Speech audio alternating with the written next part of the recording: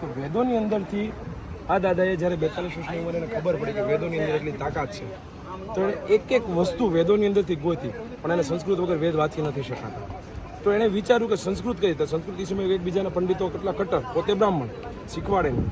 તો એણે પોતે પણ સ્વયં સંસ્કૃત શીખ્યા અને પોતે સ્વયં શિક્ષક સંસ્કૃત બનાવ્યું કે માણસ ધારે ને બેન તો વર્ષ દિવસમાં રોજનું એક પત્તું વાંચે ને તો સંસ્કૃત આવડી જાય, બોલતા લખતા ને વાંચતા. હિન્દી જોતી હોય તો હિન્દી, ગુજરાતી જોતી હોય તો ગુજરાતી. આ બે ગ્રંથો આ રીતના છે કે 285 પેજ છે, તો તોય 52 રજા રહે હોટલમાં જવા માટે, ઢોસા ખાવા માટે.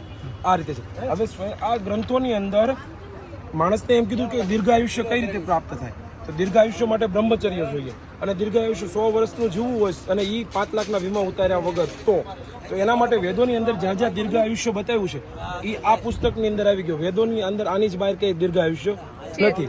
હા, અને આસનો આપણે સવારમાં જોઈએ કે સવારમાં ઉઠીને ગાર્ડનોમાં એરુની ઘોડે કૂદકા મારતા હોય અને રોડે કૂદકા મારતા હોય, પણ હકીકત સાચા આસન કયા છે, કઈ ક્રિયાઓ સાથે કરવાના છે એ કોઈને ખબર હજી છે. તો વેદોની અંદર જે આસનોનું મહત્વ આપવામાં આવ્યું છે, આસનોની ક્રિયા આપવામાં આવી છે, એ આ કમ્પ્લીટ આ આસનોની અંદર બતાવ્યું છે.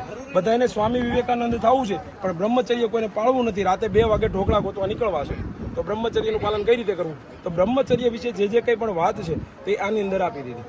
લોકો ઉત્તમ સંતાન માટે બધે દોડે છે, પણ બ્રહ્મચર્યનું પાલન કોઈને કરવું નથી. તો વેદોની અંદર જ્યાં પણ સૂર્ય નમસ્કાર કેવા હોય એ બતાવ્યું હોય, તો સૂર્ય નમસ્કાર અને સૂર્ય ભેદન છે. અમે તો એમ કહીએ કે સૂર્ય નમસ્કાર જે લોકો કરતા હોય એને કોઈ દિવસ લોન ન લેવી પડે. આ શબ્દ મારા કે મારા બાપાના નથી, પણ શાસ્ત્રના છે. કારણ કે તેની ઘરે કોઈ દિવસ દુર્ભાગ્ય નથી આવતું, કારણ કે વહેલા ઉઠો તો વહેલે કામે જવું પડે.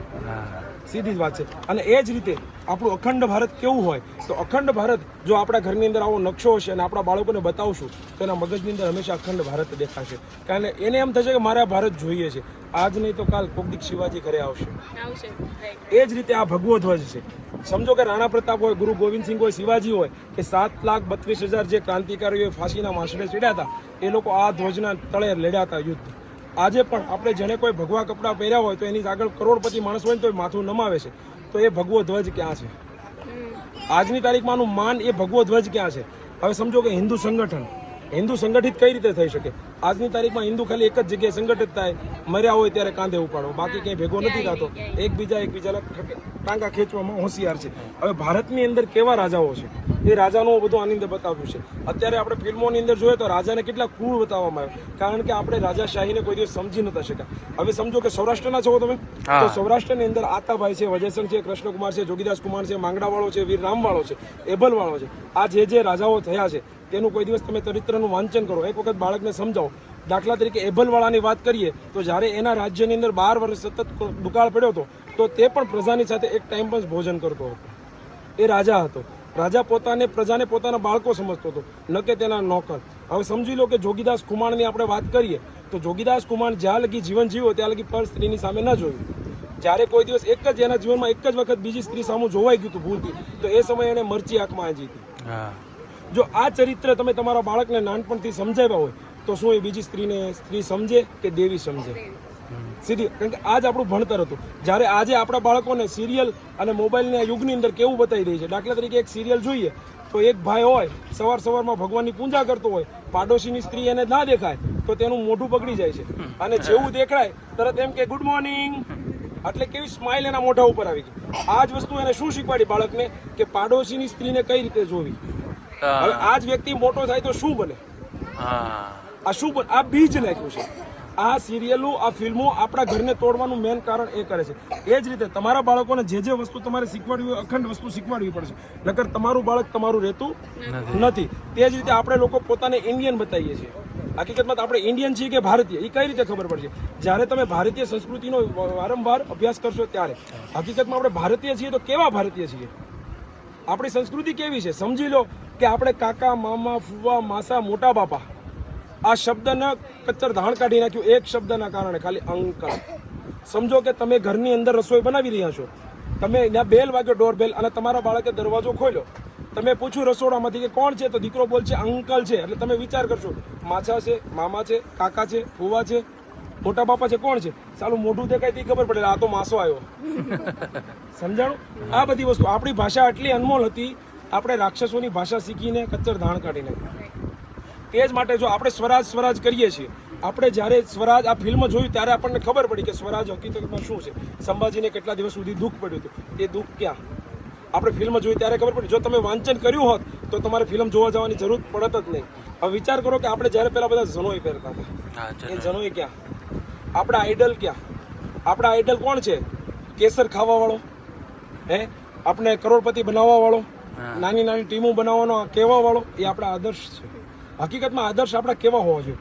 તમારે આપણીને એક સંસ્થા હતી રાજસ્થાનના બારોટ અને રાવ કહેતા, ગુજરાતની અંદર તેને બારોટ કે જે આપણા બાપ દાદાના વંશો લખતા, જે રાવ કવિ, જે સંભાજીને સાથે કવિ હતા ને કવિ, એ આપણા વંશો લખતા. દાખલા તરીકે તમારા દાદાનું નામ તમને ખબર હોય તો બહુ સારું, ન ખબર હોય તો એને ખબર હશે કે તમારા દાદાએ શિવ મંદિર બનાવેલા છે, પાણીના પરબ બંધાવેલા છે ગાયો માટે, અને બહેનો દીકરીઓ માટે પોતાના માથા કપાવેલા છે.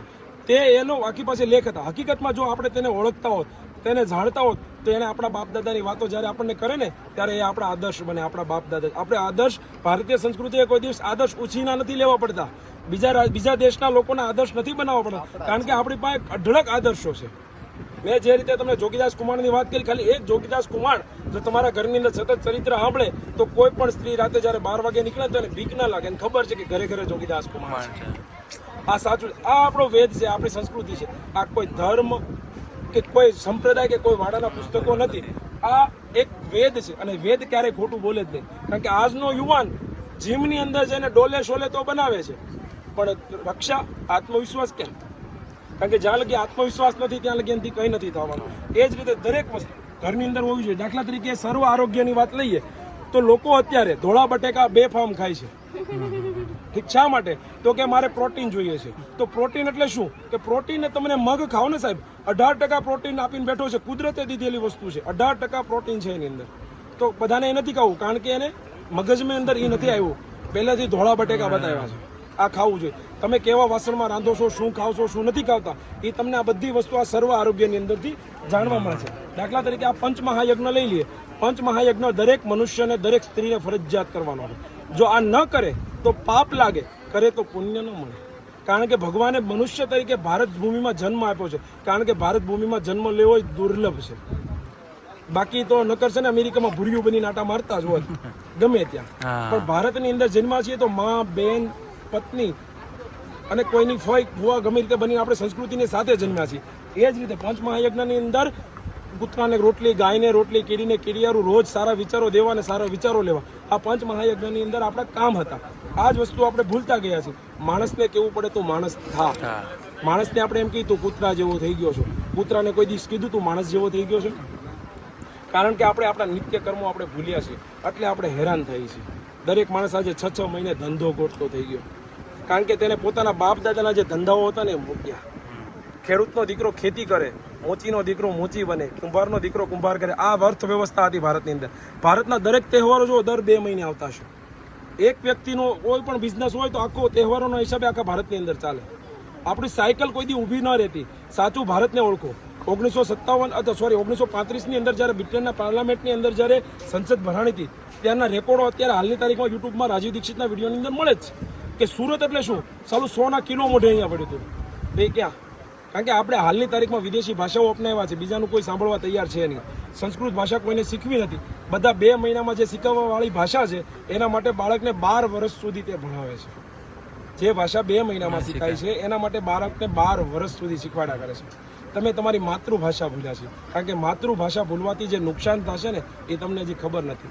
લેડીઝો અત્યારે ખુલ્લા વાળ રાખીને ખુલ્લે આમ ફરે છે, શોર્ટ કપડાં પહેરીને ખુલ્લે આમ ફરે છે, ટાઈટ કપડાં પહેરીને ખુલ્લે આમ ફરે, પણ એને ખબર છે કે ટાઈટ કપડાં પહેરવાથી તેને શું નુકસાન થશે, ખુલ્લા વાળ રાખવાથી તેને શું નુકસાન થશે. શાસ્ત્ર ખુલ્લા વાળ રાખવાની શા માટે ના પાડે છે? સાયન્સ કે પૌરાણિક દ્રષ્ટિએ બંને દ્રષ્ટિએ ના પાડવામાં આવી છે. પગની અંદર સડા શા માટે પહેરવાના છે? અત્યારની લેડીઝ કાળો દોરો પહેરીને પગમાં પહેરે, કેમ? કે સિરિયલની અંદર વાળી હિરોઈનોએ કાળા દોરા પહેર્યા હતા, એટલે પગમાં દોરા પહેરે છે. હકીકતમાં કાળા દોરા તેને ન પહેરવાના હોય કે જેને સંતાન ન થતા હોય. આ નિયમ હતા જૂના. જેને સંતાન વાળા ગર્ભપાત થઈ જતો એ લોકો પહેરતા. આવા ગવઢિયા કહે છે, મને પણ હજી ખબર નથી, પણ લાગત અનુપમા જોઈને બધા ફેલ થઈ ગયા છે. આ રીતે ઘરની અંદર જો સારા 5 પુસ્તકો ન હોય ને સાહેબ તો એ ઘર નથી, એ સોનાપુર કહેવાય. સોનાપુર એટલે કાઠિયાવાડી ભાષામાં તેને શમશાન કહેવાય. તમે કરોડો રૂપિયા તો કમાઈ લેશો, પણ તમારા બાળકને રૂપિયા ક્યાં વાપરવા નહીં શીખવાડી શકો તો વૃદ્ધાશ્રમ આપણા માટે તૈયાર પડેલું છે. જય શ્રી કૃષ્ણ. જય શ્રી કૃષ્ણ.